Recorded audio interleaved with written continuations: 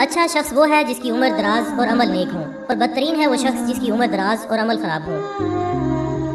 جو شخص نرمی کی صفت سے محروم ہو گیا وہ سارے خیر سے محروم ہو گیا۔ جب کسی فاسق آدمی کی تعریف کی جاتی ہے تو عرش عظیم کانپ اٹھتا ہے۔ جو شخص اپنے دوست کو کسی گناہ کا تانا دے وہ اس گناہ کا مرتکب ہونے سے پہلے نہیں مرے گا۔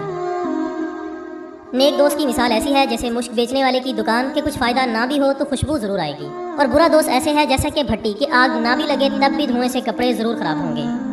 جو شخص تلاش علم میں نکلا وہ اپنی واپسی تک گویا اللہ تعالیٰ کی راہ پر چلتا رہا۔ ایک عالم شخص شیطان پر 1000 عابد سے سخت تر ہے، اور عالم کو عابد پر ایسی فضیلت ہے جیسے 14 رات کے چاند کو تمام ستاروں پر، کیونکہ علماء کرام وارث الانبیاء ہیں، اور انبیاء کی میراث نہ دنیا تھی نہ درہم، بلکہ ان کی میراث علم تھا، پس جس نے وہ حاصل کیا اس نے بہت حاصل کیا۔ کسی آدمی کے جھوٹا ہونے کے لیے یہی کافی ہے کہ وہ جو کچھ سنے اسے بغیر تحقیق کے آگے بیان کر دے۔ جو شخص باوجود حق پر ہونے کے جھگڑا چھوڑ دے، میں اس کا ضامن ہوں کہ جنت کے کنارے میں اس کو جگہ دوں گا۔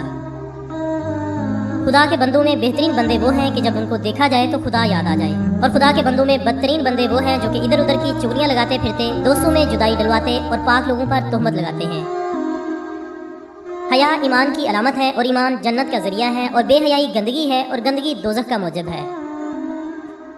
حیا اور ایمان دونوں باہم ملے ہوئے ہیں، جب ایک اٹھا لیا جاتا ہے تو دوسرا بھی اٹھا لیا جاتا ہے۔ میں قیامت کے روز 3 آدمیوں کا مخالف ہوں گا۔ اول اس شخص کا جو کہ میرے نام پر عہد کر کے دغا کرے، دوم اس شخص کا جو کہ آزاد شخص کو فروخت کر کے اس کا روپیہ کھائے، تیسرا اس شخص کا جو کہ مزدور سے پورا کام لے اور اس کی اجرت نہ دے۔ بڑے بڑے گناہوں میں سے ایک بڑا گناہ یہ بھی ہے کہ کوئی شخص اپنے ماں باپ کو گالی دے۔ لوگوں نے عرض کیا، یا رسول اللہ صلی اللہ علیہ وآلہ وسلم، یہ کیسے ہو سکتا ہے کہ کوئی شخص اپنے ماں باپ کو گالی دے؟ حضور صلی اللہ علیہ وآلہ وسلم نے فرمایا کہ ہاں، یہ اس طرح ممکن ہے کہ دوسرے کے باپ کو گالی دے اور وہ جواب میں آپ کے باپ کو گالی دے۔ جو شخص یہ چاہتا ہے کہ اس کی روزی میں کشادگی ہو اور اس کی عمر میں زیادتی ہو تو اسے چاہیے کہ وہ رشتہ داروں کے ساتھ نیک سلوک کرے۔ کسی شخص کو دین میں بصیرت زیادہ نہیں ہوتی سوائے اس کے کہ اس کے اعمال میں اعتدال اور میانہ روی نہ آ جائے۔